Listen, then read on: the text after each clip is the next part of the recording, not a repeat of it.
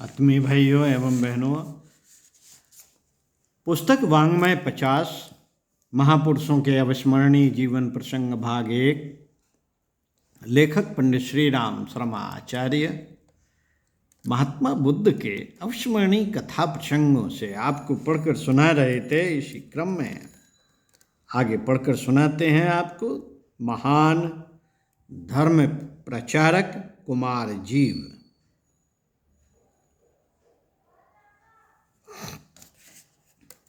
पृष्ठ 1.52 से आइए सुनते हैं।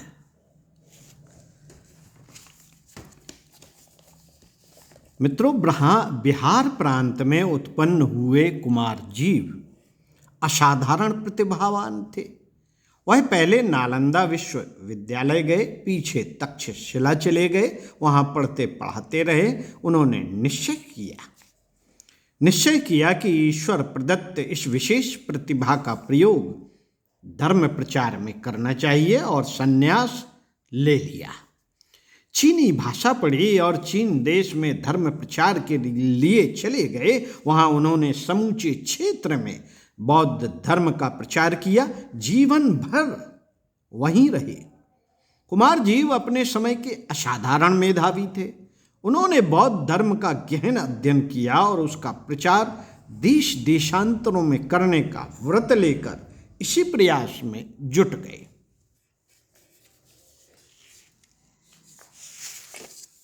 तक्षशिला में रहकर उन्होंने मध्य एशिया की सभी प्रमुख भाषाओं का गहन अध्ययन किया। इसके उपरांत उन्होंने चीनी भाषाई क्षेत्रों में अपना कार्यक्षेत्र बनाया और उसी में भ्रमण करते हुए प्रभावशाली लोगों का सहयोग अर्जित करते हुए लक्ष्य पूर्ति में जुटे रहे। उन्होंने चीनी एवं उसकी सहायक भाषाओं में अनेक बौद्ध ग्रंथों का अनुवाद किया और उस क्षेत्र के समस्त प्रमुख पुस्तकालयों में उन्हें पहुंचाया।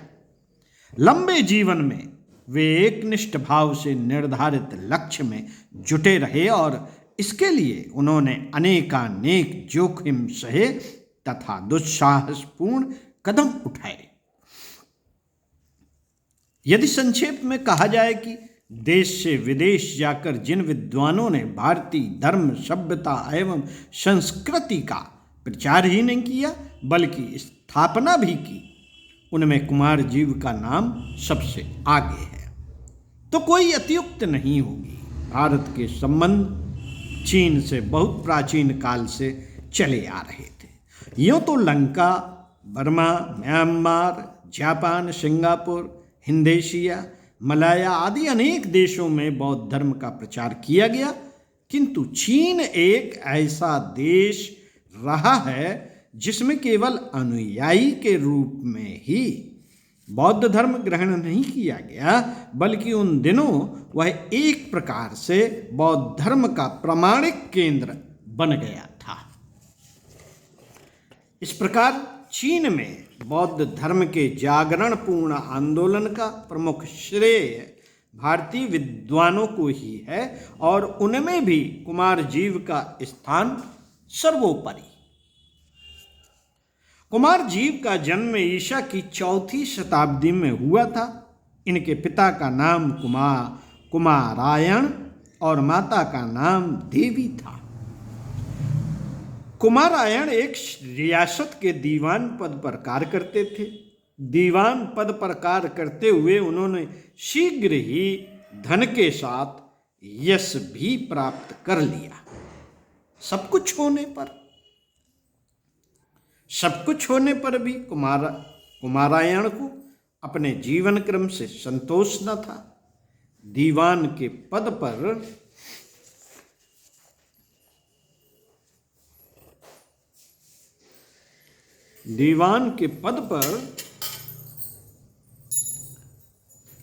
वे अपनी योग्यता एवं विद्वता का समुचित उपयोग न कर पाते थे। वे अपने वैयक्तिक सुख की अपेक्षा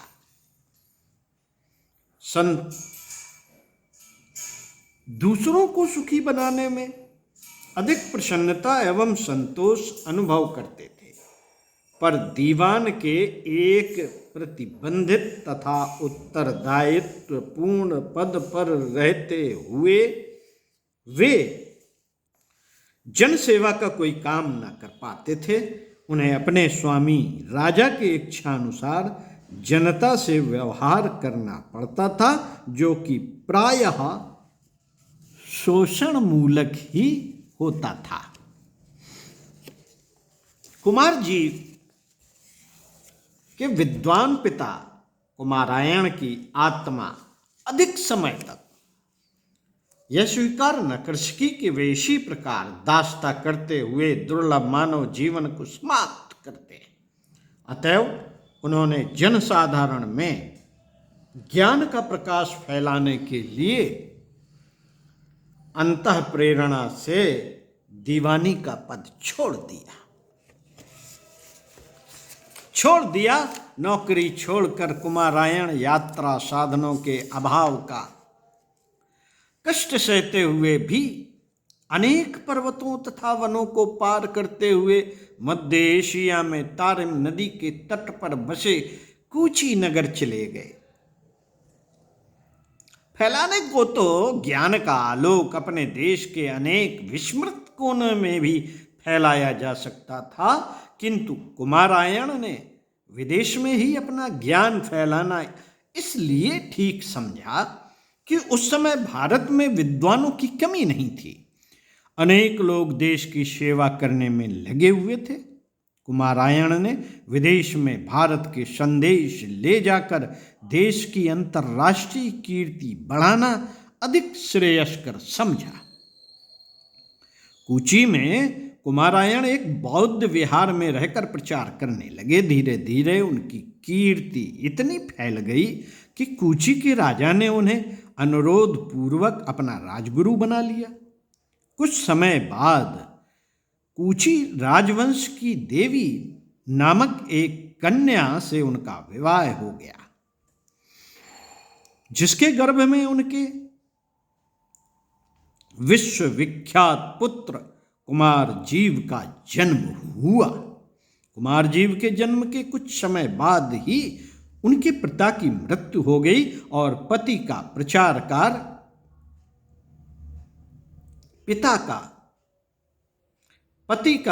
कार्य पूरा करने के लिए कुमार जीव की माता बौद्ध भिक्षुणी बन गई। साथियों, परमात्मा जिसके जीवन में कोई विशेष अभ्युदय अनुग्रह कराना चाहता है, उसकी बहुत सी सुविधाओं को समाप्त कर दिया करता है।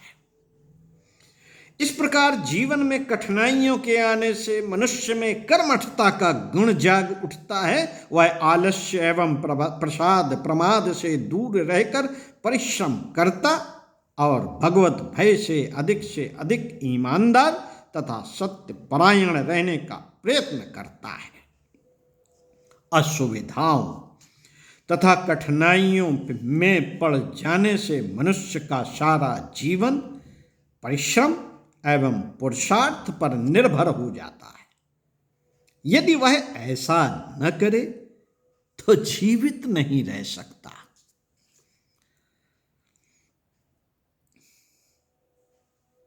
अधिकाधिक परिश्रम का स्वभाव बन जाने से उसमें कर्म वीरता का वह गुण आ जाता है।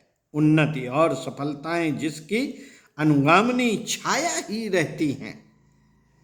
मित्रों, इसके विपरीत जो अधिक सुविधा एवं संपन्नता की परिस्थिति में रहता है, वह स्वभावतः सुकुमार तथा विलासी बन जाता है। प्रमाद और आलस्य उसके मानसिक मित्र बन जाते हैं, जिससे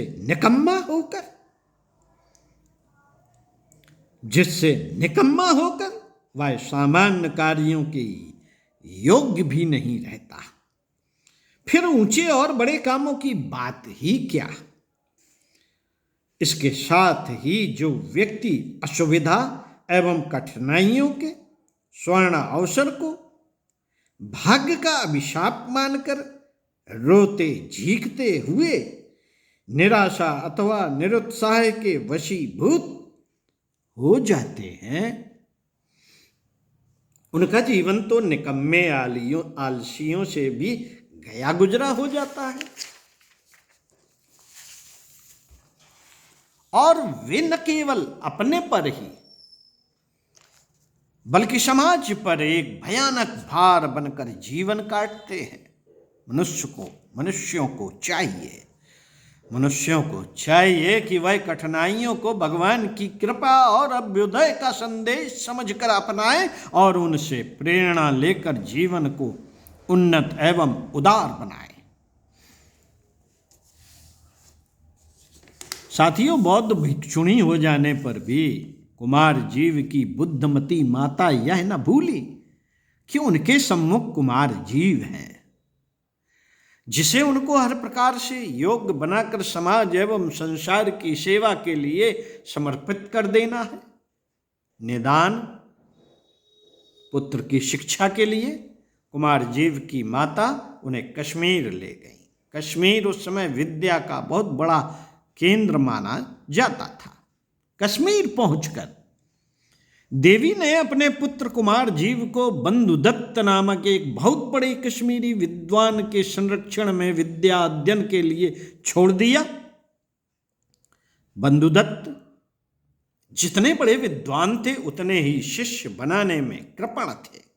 उन्होंने अपने जीवन में बहुत ही कम शिष्य बनाए और जिनको बनाया उनको फिर पराकाष्ठा का पंडित ही बना दिया। इसलिए वे शिष्य बनने के इच्छुक व्यक्तियों की कड़ी परीक्षा लेकर पहले परख लिया करते थे कि इसमें बोए हुए विद्या के बीज अंकुरित भी होंगे अथवा नहीं।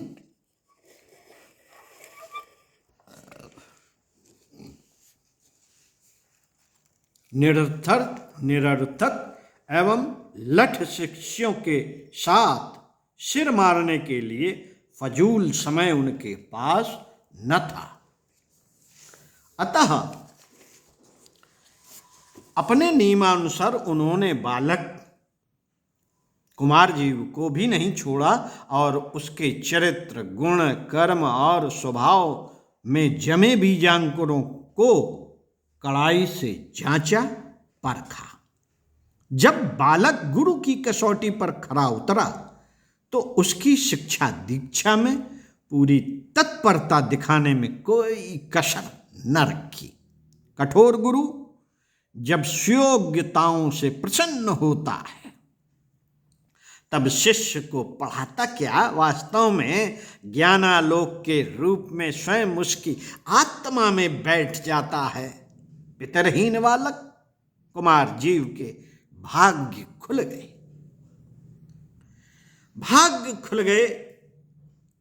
कुछ ही समय में बंधुदत्त ने उसको संस्कृत भाषा तथा बौद्ध दर्शन का प्रकांड पंडित बना दिया। कश्मीर से वापस जाकर कुमार जीव काशगर पहुंचे और बुद्धयश नामक एक विद्वान के साथ मिलकर बौद्ध दर्शन को पुनः दोहराया और ज्ञान को पूर्ण रूपेण असंदिग्ध बनाकर अपने जन्म स्थान कूची चले आए।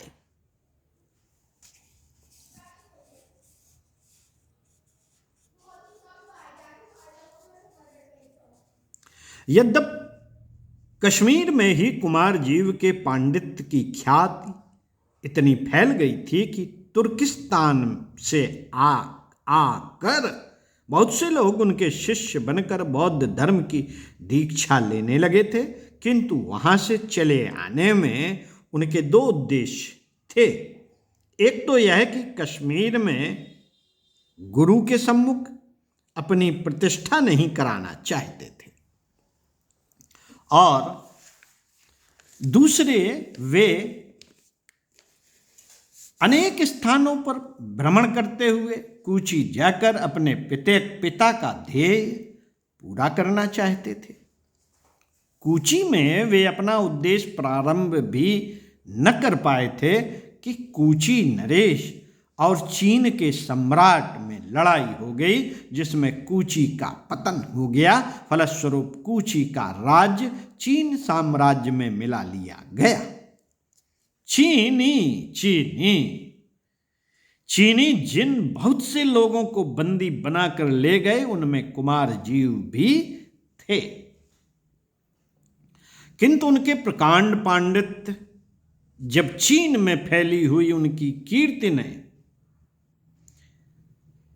उनके प्रकांड पांडित्य तथा चीन में फैली हुई उनकी कीर्ति ने उन्हें प्राण दंड से बचा लिया। फिर भी उन्हें लिहांगचो प्रदेश में गवर्नर की देखरेख में 18 वर्ष के लिए नजरबंद कर दिया गया। कुछ समय बाद जब उनकी लोकप्रियता के दबाव से उनसे प्रतिबंध उठा लिया गया, तब उन्होंने अपना प्रचार कार्य प्रारंभ कर दिया। कुमारजीव की नई व्याख्याओं और नए दृष्टिकोण से बौद्ध धर्म में एक नवीनता आ गई। अभी तक बौद्ध धर्म के जिन ग्रंथों का अनुवाद चीनी भाषा में हुआ था, वह ना तो सरल था, न सुंदर और न समीचीन। इसलिए कुमारजीव ने बौद्ध ग्रंथों का ठीक ठीक अनुवाद करने का काम अपने हाथ में लिया। इसे पूरा करने के लिए उन्होंने चीनी भाषा का अध्ययन प्रारंभ किया और शीघ्र ही उस पर अधिकार भी प्राप्त कर लिया। उन्होंने महायान की उपशाखा सर्वास्तिवाद के लगभग 100 ग्रंथ चीनी भाषा में अनुवादित किए, जिनमें से विनय पिटक, योगाचार भूमिशास्त्र, ब्रह्मजाल सूत्र, महाप्रज्ञा परिमिता सूत्र, देशभूमि, विभाषा शास्त्र, सूत्रालंकार शास्त्र विशेष महत्व के हैं। इनमें से महाप्रज्ञा परमिता सूत्र का अनुवाद तो उन्होंने 3 वर्ष के अविरत परिश्रम के साथ किया था। इसके अतिरिक्त उन्होंने चीन में प्रचलित धर्म ताओ की बौद्ध दर्शन के आलोक में व्याख्या की। इतना अनुवाद कार्य करने के साथ ही उन्होंने भाषणों, प्रवचनों तथा विचार विनिमय के द्वारा बौद्ध धर्म के महायान संप्रदाय का धुआंधार प्रचार किया।